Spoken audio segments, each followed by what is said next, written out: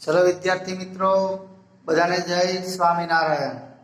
હવે આપણે છેલ્લે ઉદાહરણ પૂરા થઈ ગયા, બરાબર. હવે છઠ્ઠા ચેપ્ટરમાં સ્વાધ્યાયના દાખલાઓ જોઈએ. તો સ્વાધ્યાયના દાખલાઓમાં આપણે જોઈએ તો પહેલો દાખલો કયો છે? દાખલા નંબર 2. બીજો દાખલો જુઓ. તો પ્રારંભમાં સ્થિર રહેલા 2 કિલોગ્રામ દળના એક પદાર્થ 7 ન્યૂટન સમસ્થિતિ દિશામાં બળની અસર હેઠળ ગતિક ઘર્ષણાંક પોઈન્ટ 1 સાથે ગતિ કરે છે. તો ગણતરીઓ કરો અને તમારા પરિણામનું અર્થઘટન કરો. એમાં નંબર 1, લગાડેલ બળ વડે 10 સેકન્ડમાં થયેલું કાર્ય. તો પહેલા જે આપણને આપેલું છે એ બધું આપણે લખી દઈએ. તો ચલો જુઓ, દાખલા નંબર 2. એમાં પદાર્થનું દળ આપેલું છે m બરાબર 2 કિલોગ્રામ. આ પદાર્થ ઉપર 7 ન્યૂટનનું બળ લાગે છે. F બરાબર 7 ન્યૂટન. ની અસર હેઠળ ટેબલ પર ગતિક ઘર્ષણાંક 0.1, એટલે ગતિક ઘર્ષણાંક આપેલો છે આપણને μk.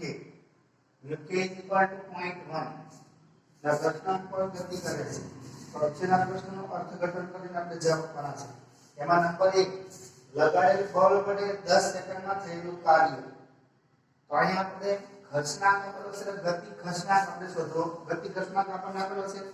હવે જ્યારે આપણે બળ લગાડીએ પદાર્થ ઉપર ત્યારે ત્યાંથી અમુક બળ છે ઘર્ષણ બળની વિરુદ્ધ પામે. આપણે બે પરંતુ બળ આપણે બાદ કરવું પડે. પરિણામી બળની અસર હેઠળ પદાર્થ ગતિ કરતો હોય એટલે આપણે પરિણામી બળ શોધવા માટે ઘર્ષણ બળ શોધવું પડે. તો પહેલા આપણે ઘર્ષણ બળ મેળવીએ. તો ઘર્ષણ બળ આ ગતિ ઘર્ષણ બળ F કહીએ. તો μ * n આપણું સૂત્ર. n ની જગ્યાએ mg લખાય. શું લખાય? mg. તો μk * mg. μk આપણને 0.1 આપેલો છે. m એટલે દળ આપણને 2 કિલોગ્રામ આપેલું છે. આ 2. અને g નું મૂલ્ય આપણને આપેલું હોય તો 10 લેવાય, નહીં તો 9.8. 9.8. તો આ બધાનો ગુણાકાર કરીશું આપણે તો આપણને જવાબ મળશે 0.2 * 9.8. 0.2 * 9.8. તો 0.2 * 9.8. બેનો ગુણાકાર આપણને મળશે 1.96. કેટલા? 1.96. આ ગતિ ઘર્ષણ બળ છે. કોઈ પણ પ્રકારનું બળ હોય, બળનો એકમ કયો? તો કે ન્યૂટન. તો ન્યૂટન. હવે પદાર્થ ઉપર લાગતું પરિણામી બળ, સમાસ બળ તો પરિણામી બળ. તો પદાર્થ પર લાગતું પરિણામી બળ એને આપણે નવું નામ આપીએ F'. નવું નામ કેમ આપ્યું? આપણે કુલ બળ લગાડીએ કેટલું? F બરાબર 7 ન્યૂટન. એમાંથી ઘર્ષણ બળ વિરુદ્ધ એ બાદ થશે એટલે બાકી જે વધ્યું એ બળની અસર હેઠળ પદાર્થ ગતિ કરતો હોય. તો આપણે લખીએ કે F - સ્મોલ a. ચલો આ 7 ન્યૂટન છે. 7 ન્યૂટન એમાંથી 1.96 બાદ કરી દો તો આ પરિણામી બળ આપણને મળશે બરાબર 7 - 1.96. આ બાદ કરીએ એટલે પરિણામી બળ આપણને મળશે 5.04. 5.04 ન્યૂટન. આટલા પરિણામી બળની અસર હેઠળ પદાર્થ ગતિ કરતો હશે. તો બળ તો આપણને મળી ગયું. હવે કાર્ય શોધવાનું છે.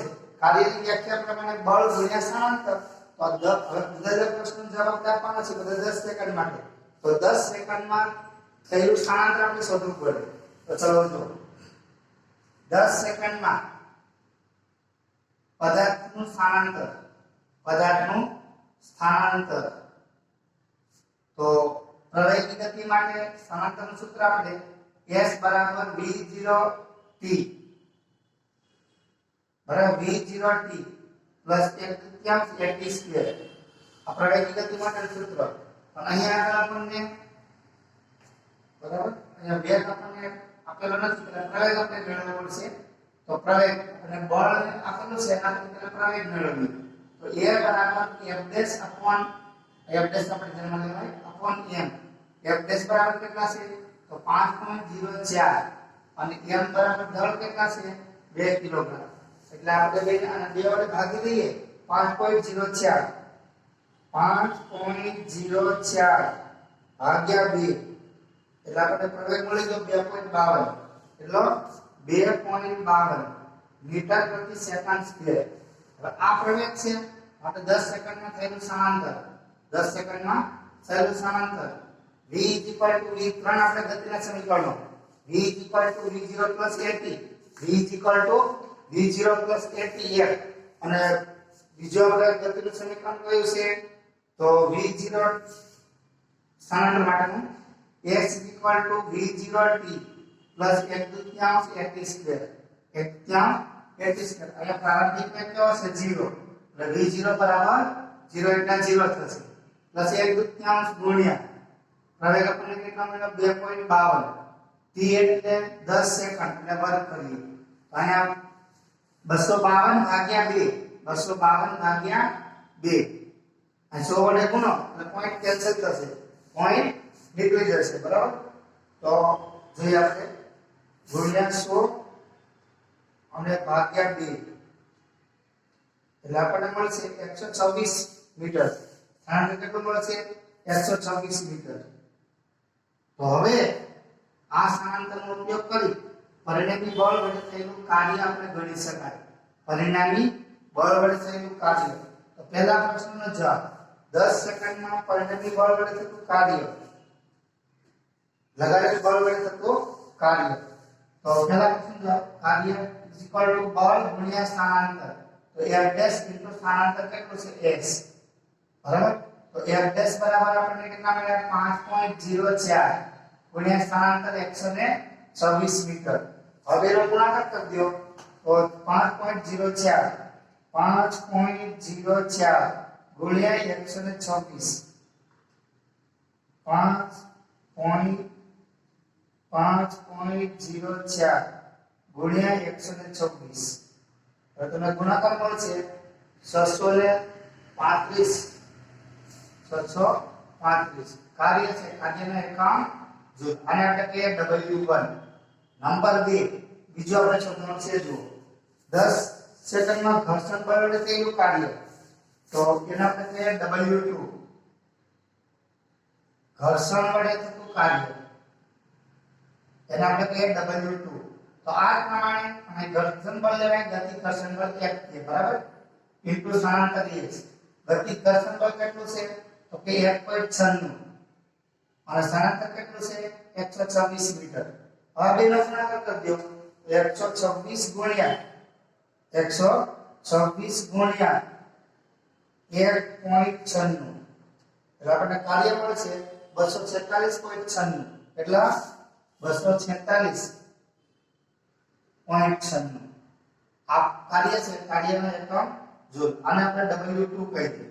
તો આમ W2 બરાબર W1 653 W2 246.96 એટલે 247 પણ કહી શકીએ. નંબર C ત્રીજો આપણને માંગ્યું છે 10 સેકન્ડમાં ત્રીજું માંગેલું છે 10 સેકન્ડમાં પરિણામી બળ વડે થયેલું કાર્ય. 10 સેકન્ડમાં પરિણામી બળ વડે થયેલું કાર્ય. તો કુલ કાર્ય નંબર 3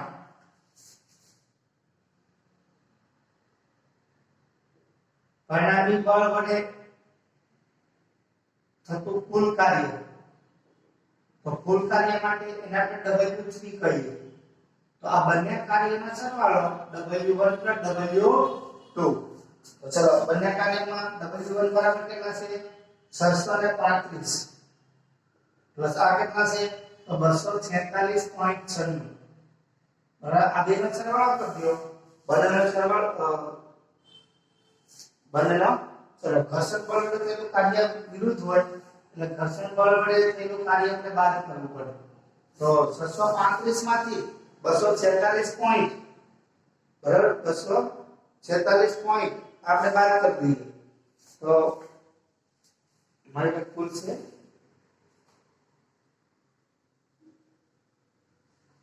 હા પહેલાનો પૂછે ઘર્ષણ બળ પરિણામી બળ વડે થયેલું કાર્ય એટલે f' આપણે ગણવાનું હતું f' આ પ્રવેગ મળી ગયો. હવે અહીંયા આપણે આ કાર્ય છે ને W એ આપણે અહીંયા આ પ્રમાણે ગણવાનું છે. આ બળ વડે થયેલું કાર્ય તો આ 7 ન્યૂટન છે એટલે કે 126 ગુણ્યા 7 126 ગુણ્યા 7 એટલે 882 ન્યૂટન આવે 882 જૂલ આવશે 882 જૂલ હવે આ બેનો આપણે સરવાળો કરવાનો આ બંનેનો સરવાળો કરીએ તો ઘર્ષણ બળનું થયેલું કાર્ય એની વિરુદ્ધ દિશામાં હોય એટલે બેની બાદબાકી થશે અહીંયા આપણને મળશે 882 માઈનસ 246 પોઈન્ટ 246 પોઈન્ટ એ આપણે બાદ કરી દઈએ આશરે 247 લખી શકીએ આશરે 247 રાઉન્ડ ઓફ કરીએ તો બાદબાકી કરીએ આપણે 882 માઈનસ 247 તો આપણને મળશે 635 જી તો પરિણામી બળ વડે થયેલું કાર્ય આપણને મળ્યું કહેવાય આ લગાડેલા બળ વડે થયેલું કાર્ય ઘર્ષણ બળ વિરુદ્ધ હોય તે કાર્ય બાદ કરીએ એટલે પરિણામી બળ વડે થયેલું કાર્ય આપણને મળે આ ત્રીજો ભાગ આપણે હતો ચોથો હવે ડી 10 સેકન્ડમાં ગતિ ઊર્જામાં થતો ફેરફાર તો નંબર 4 આપણે કાર્ય ઊર્જા પ્રમેય અનુસાર ગતિ ઊર્જામાં થતો ફેરફાર પરિણામી બળ વડે તેના કાર્ય જેટલો હોય તો ગતિ ઊર્જામાં થતો ફેરફાર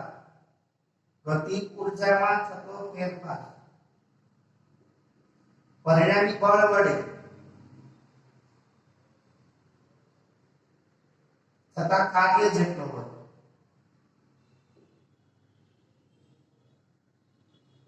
માટે ગતિ ઊર્જામાં થતો ફેરફાર ડેલ્ટા કે કહીએ તો પરિણામી બળ વડે થયેલું કાર્ય છે એને આપણે શું નામ આપ્યું છે W3 તો W3 તો ગતિ ઊર્જામાં થતો ફેરફાર આપણને મળશે 635 જૂલ તો આ રીતે હવે દાખલો નંબર 2 થયો બરાબર ચલો હવે ત્રીજો દાખલો ગણવાનો નથી ચોથો દાખલો પણ કરવાનો નથી પાંચમો પણ કરવાનો નથી હવે દાખલા નંબર 6 તો જો અહીંથી લઈએ આપણે દાખલા નંબર 6 એમાં નંબર 1 આછા વિકલ્પો વિશે રીતિ કરવાની છે તો જો જ્યારે સ્વરક્ષી બળ પદાર્થ પર કાર્ય કરે છે ત્યારે પદાર્થની સ્થિતિ ઊર્જા વધે પછી ડેશ ઘટે છે કે અચળ રહે છે હવે જો હવે ગતિ ઊર્જામાં પદાર્થની સ્થિતિ ઊર્જામાં શું ફેરફાર થાય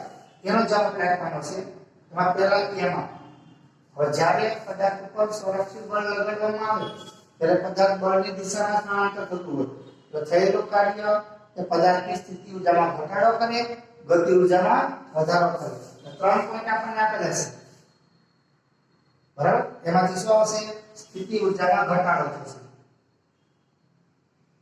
સ્થિતિ ઊર્જામાં ઘટાડો આ પહેલા પ્રશ્નનો જવાબ હવે એ રીતે નંબર 2 જુઓ પદાર્થ પર ઘર્ષણ બળ વિરુદ્ધ થયેલું કાર્ય હંમેશા પદાર્થની ગતિ ઊર્જા પછી ડેશ સ્થિતિ ઊર્જામાં ઘટાડામાં પરિણમે તો ઘર્ષણ બળ છે ગતિની વિરુદ્ધ દિશામાં હોય એટલે આપણે સ્પષ્ટ છે બરાબર ગતિ ઊર્જા ના ઘટાડામાં પરિણમે અને ગતિ ઊર્જા ઘટે એવું પણ કહી શકાય ગતિ ઊર્જા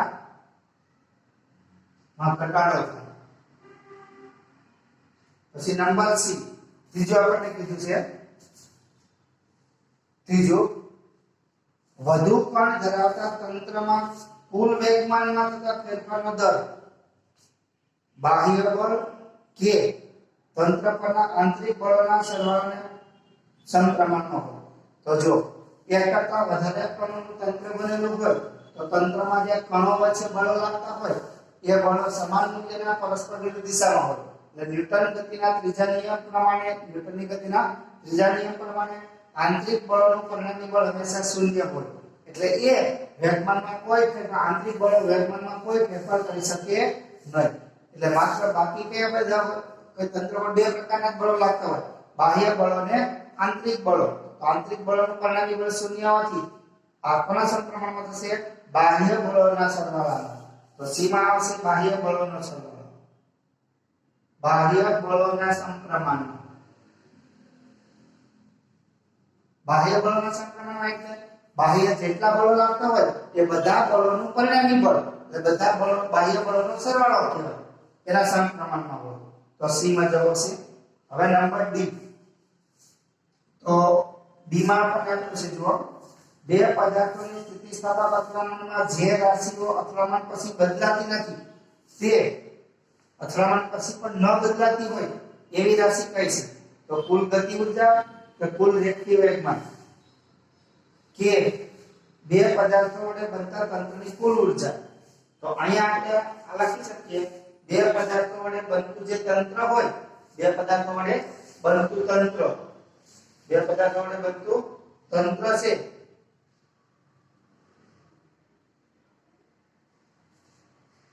અને બે પદાર્થો વડે બનતું જે તંત્ર છે એ તંત્ર માટે આવું બને બરાબર અને જવાબમાં આપણે આવશે અંતિમ ગતિ ઊર્જા હંમેશા તેની પ્રારંભિક ગતિ ઊર્જા કરતા ઓછી હોય ચલો અગત્યનો પ્રશ્ન છે કુલ રેખીય વેગમાન તો કોઈ પણ પ્રકારનું સંઘાત હોય કોઈ પણ પ્રકારની અથડામણ તો એમાં હંમેશા વેગમાનનું સંરક્ષણ થતું હોય ચલો વેગમાનનું તો આ વેગમાનનું સંરક્ષણ થાય ન બદલાતી હોય તેવી રાશિ તો વેગમાન આપણને મળશે એટલે કે તંત્રનું પ્રારંભિક વેગમાન અને અંતિમ વેગમાન કેવા હોય સમાન બરાબર તો આ પ્રશ્નનો જવાબ છે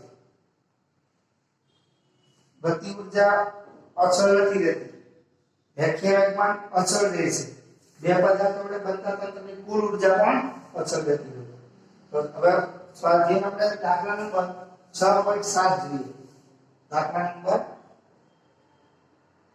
7 6.7 આપણે 7 સમજવાનું આપેલ વિધાન સાચું છે કે ખોટું તમારા જવાબના કારણ પણ આપો બે પદાર્થોની સ્થિતિસ્થાપક અથડામણમાં દરેક પદાર્થનું વેગમાન અને ઊર્જાનું સંરક્ષણ થાય છે પહેલો પ્રશ્ન આપણો એ સાચું ખોટું કહેવાનું છે કે ખોટું સાચું ક્યારે બને સંઘાત આમ તો વેગમાનનું તો સંરક્ષણ થતું હોય પણ ગતિ ઊર્જાનું સંરક્ષણ ક્યારે થાય સ્થિતિસ્થાપક સંઘાત હોય ત્યારે એટલે આપેલું વિધાન ખોટું છે દરેક માટે સાચું ગણાય નહીં એટલે પહેલું ખોટું કેમ તો ઊર્જા ગતિ ઊર્જાનું સંરક્ષણ એ માત્ર સ્થિતિસ્થાપક સંઘાત માટે જ શક્ય હોય છે બરાબર એટલે પછી નંબર 2 બીજું જુઓ પદાર્થ પર લાગતા કોઈ પણ પ્રકારના આંતરિક કે બાહ્ય બળોની હાજરીમાં પણ તંત્રની આંતરિક ઊર્જાનું સંરક્ષણ થાય છે આ પણ ખોટું માત્ર સંરક્ષી બળો હોય એના માટે આ કિસ્સો સાચો બનશે બરાબર સંરક્ષી બળો ના હોય તો એક ઊર્જાનું બીજી ઊર્જામાં રૂપાંતર થતું એટલે શક્ય બનતું નથી પછી નંબર C આપેલો છે જો પદાર્થની બંધ માર્ગ પરની ગતિ દરમિયાન કુદરતમાંના દરેક પ્રકારના બળ માટે થયેલું કાર્ય શૂન્ય હોય ખોટું આ પણ વિધાન ખોટું છે કેમ ખોટું છે જોઈએ આપણે જો આ માત્ર કુદરતી અને સંરક્ષી બળો હોય કુદરતી બળો અને સંરક્ષી બળો હોય તેના માટે સાચું છે જેમ કે આપણે ગુરુત્વાકર્ષણ બળ વિદ્યુત ચુંબકીય બળ બરાબર આ બધા કુદરતી બળ છે અને આ જો ઘર્ષણ હોય ઘર્ષણ તો આ ઊર્જાનું સંરક્ષણ થશે નહીં કેમ કે ઊર્જા અમુક ઉષ્મા ઊર્જાના સ્વરૂપમાં વ્યય થતો હોય અને સી આપણા માટે અહીંયા ખોટું આવશે પછી જો ડી સ્થિતિસ્થાપક અથડામણમાં તંત્રની અંતિમ ગતિ ઊર્જા હંમેશા પ્રારંભિક ગતિ ઊર્જા કરતા ઓછી જ હોય આ વિધાન સાચું છે વિધાન સાચું છે બરાબર અને આ વિધાન ખરું છે કેમ કે તંત્ર સંઘાત પહેલા બરાબર અથડામણમાં સંઘાત પહેલાની ગતિ ઊર્જા અને અસ્થિતિસ્થાપક સંઘાતમાં ગતિ ઊર્જાનું આંશિક કે મહત્તમ આંતરિક ઊર્જામાં રૂપાંતરણ થતું હોય આંશિક એટલે મહત્તમ ગતિ ઊર્જાનું આંતરિક ઊર્જામાં રૂપાંતરણ થતું હોય છે તેથી પ્રારંભિક ગતિ ઊર્જા કરતા પ્રારંભિક ગતિ ઊર્જા હંમેશા અંતિમ ગતિ ઊર્જા કરતા કેવી મળે આપણને વધારે જ મળે પછી 6.8 એ આપણે કરવાનું નથી બરાબર પછી 6.9 થઈ ગયું છે 6.10 થઈ ગયું છે 6.11 6.12 6.13 થઈ ગયા છે 6.14 કરવાની નથી હવે 6.15 જુઓ પછી રકમમાં ધ્યાન રાખો બરાબર અને જઈ લીધા સુધીમાં હવે 6.15 6.15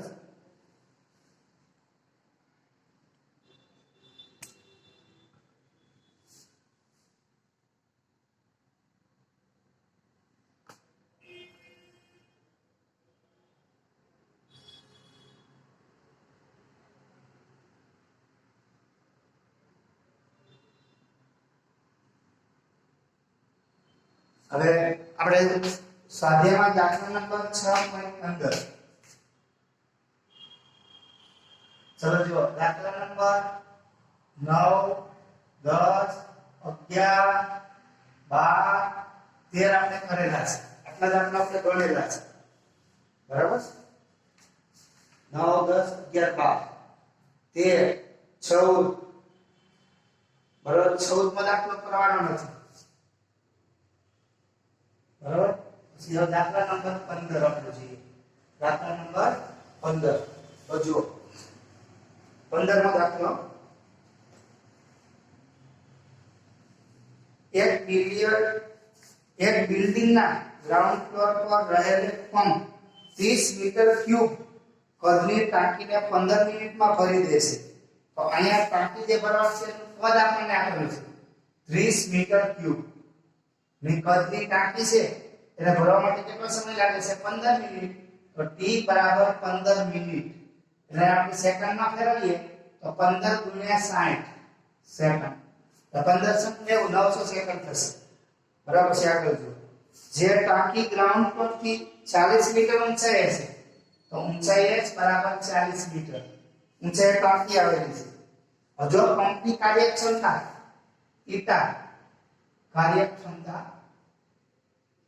ઈટા બરાબર 40% હોય ઈટા બરાબર કાર્યક્ષમતા 30% હોય તો 30% એટલે આપણે જે વિદ્યુત ઉર્જા વાપરીએ એ વિદ્યુત ઉર્જામાંથી પાણી ભરવા માટે વપરાતો પાણી ટાંકીમાં ચડાવવા માટે વપરાતો પાવર એટલે આની કાર્યક્ષમતા થઈ ગઈ બરાબર 30% હોય તો પંપ દ્વારા કેટલો વિદ્યુત પાવર વપરાશે એટલે આપણે જે આપણને કાર્ય મળે એને આઉટપુટ કહેવાય આ આઉટપુટ પાવર બરાબર આ આઉટપુટ પાવરની જે કાર્યક્ષમતા આપણને આપેલી છે આપણે ઇનપુટ પાવર મેળવવાનો ઇનપુટમાં જે આપણે આપીએ ઇનપુટ પાવર ને આપેલો વિદ્યુત પાવર કહેવાય અને આપણને મળતો છે આઉટપુટ પાવર તો આપણે કેટલી વિદ્યુત ઉર્જા કેટલો પાવર વાપરવો જોઈએ એ આપણે શોધવાનું છે આઉટપુટ પાવર તો આપણને આપેલો છે બરાબર આઉટપુટ પાવર આપણે આ પ્રમાણે મેળવી શકીએ તો ઇનપુટ પાવર આપણે શોધવાનો તો ચલો એટલે આપણે કેટલી વિદ્યુત ઉર્જા વપરાય છે એ આપણે શોધી કાઢીએ કેટલી વિદ્યુત ઉર્જા વપરાય છે એ આપણે શોધી કાઢીએ તો પહેલા અહીંયા આપણે ગ્રાઉન્ડ ફ્લોર પરથી પાણીને ઉપર ટાંકીમાં ચડાવવું છે તો પાણીની સ્થિતિ ઉર્જામાં ફેરફાર થશે સ્થિતિ ઉર્જાનું સૂત્ર છે આપણે mgh તો વપરાતી વિદ્યુત ઉર્જા વપરાતી વિદ્યુત ઉર્જા એટલે કે આપણે કાર્ય બરાબર તો એને આપણે કહીએ w બરાબર mgh હવે અહીંયા આગળ આપણે દળ આપેલું નથી તો આપણે ઘનતાનું સૂત્ર જાણીએ છીએ ઘનતા બરાબર દળ ભાગ્યા કદ તો આના પછી m બરાબર શું મળશે ρ * v આ v 30 આપણને આપેલું છે મીટર ક્યુબ કદ અને પાણીની ઘનતા આપણને ખબર છે 10⁵ કિલોગ્રામ પ્રતિ મીટર ક્યુબ હવે બધું આપણે જાણીએ છીએ કિંમત મૂકી દો પાણીનું દળ કેટલું છે તો 30 * 10⁵ 30 * 10⁵ ચલો આને આપણે અહીંથી લખીએ તો માટે 30 * 10⁵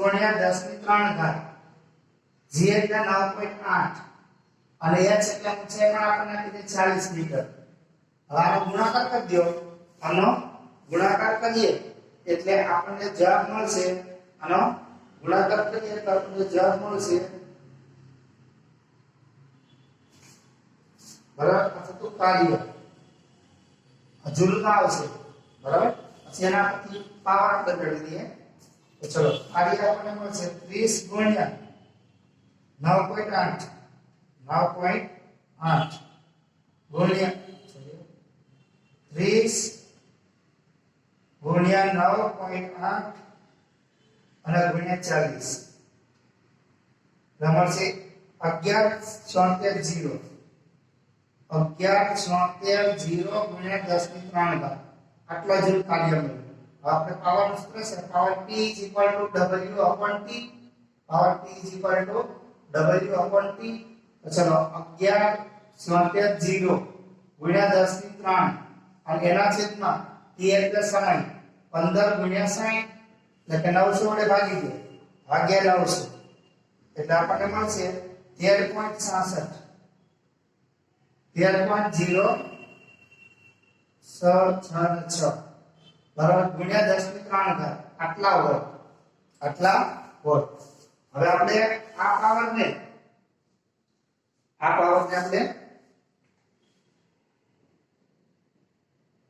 બરાબર 13.666 મળ્યા એટલે આપણે 13.07 આમ કહી શકીએ 10 ની 3 ના લખ્યું હોય તો કિલોવોટ લખાય શું લખાય કિલોવોટ તો આ પાવર કયો મળ્યો આપણને આ પાવર આઉટપુટ પાવર મળ્યો શું મળ્યો આઉટપુટ પાવર શું મળ્યો આઉટપુટ પાવર તો આ આઉટપુટ પાવર છે